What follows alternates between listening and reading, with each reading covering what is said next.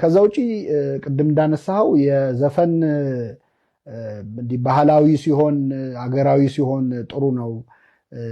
ይዘቱ መልካም መልእክት ያለው ዘፈን ሲሆን መልካም ነው የሚለው ሐሳብ ሊመስል ይችላል እውነት ሊመስል ይችላል ግን በፍጹም የተሳሳተ ነው እንግዲህ ቤተክርስቲያን የምትፈቅደው ዘፈን ወይም ብንዘፍነው ችግር የሌለው አንድ ብቻ እሱም የኢትዮጵያ ብሔራዊ መዝሙር ነው አያገርን በተመለከተ ግብር እንደመክፈር ስለሚቆጠር የዜግነት ክብር የሚለውን ሰው ሲል መዋል ይችላል ከዛ ውጪ ግን እየተነጋገርን ያለነው ስለ መጽሐፍ ቅዱስና ስለ ሃይማኖት ከሆነ ይሄኛው ልክ ነው ባህላዊ ስለሆነ ምክር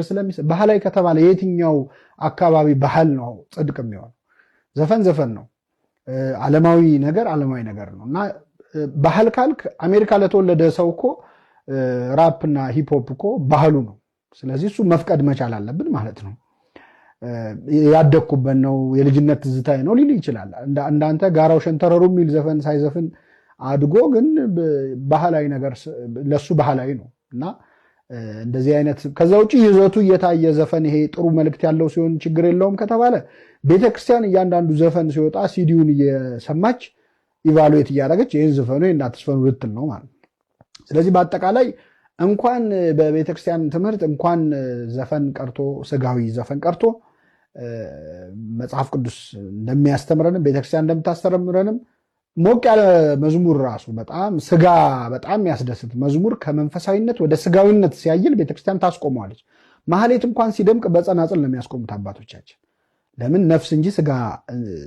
የምትደሰትበት ስላልሆነ ዝማሬ ማለት ነው ወደ ጥንታውያን አባቶች early church fathers ወደምንላቸው ስንሄድ የዜማ መሳሪያም እንኳን ስጋዊ ነው ይሏል ኃጢአት ነው ባይሉም ስጋዊ ነው ይሏል ምክንያቱም የዜማ መሳሪያ ያስፈልገው ሰው አይምሮውን በዝማሬ በጸሎት ተመስጦስ መክተት ስላልቻለ ያንን የአይምሮውን ድካም ለመርዳት የተዘጋጀ ነገር ነው እንጂ አሁን ቅዳሴ እየተቀደሰ ከበሮ ቢመታ እንደ ዲስትራክሽን ነው እንደ ረብሻ ነው የሚቆጠረው ስለዚህ የዜማ መሳሪያውን እንኳን በገናውን እንኳን ህሊናህን አስራውታር የሚለው ውሳጣይና አፍአዊ ህዋሳትህን ነው እንደ ዜማ መሳሪያ አድርገህ እግዚአብሔርን አመስግንበት ራስህን እንደ ዜማ መሳሪያ አድርገህ አቅርብ ምስጋና ብለው አባቶቻችን የቀደሙት እንደውም የዜማ መሳሪያ ራሱ ከስጋዊነት የመጣ ነው እንጂ የሱ እርዳታ ሳያስፈልገው ነበር ሰው መጸለይ ያለበት እስከማለት ይደርሳሉ አይደለም ዘፈን ሊፈቅዱ ማለት ነው ስለዚህ አባቶች በድህንጻ መንፈስ ዝብጥ ያውታረ መሰንቆ ለልቤ ይላል አባ ጊዮርጊስ በመንፈስ ቅዱስ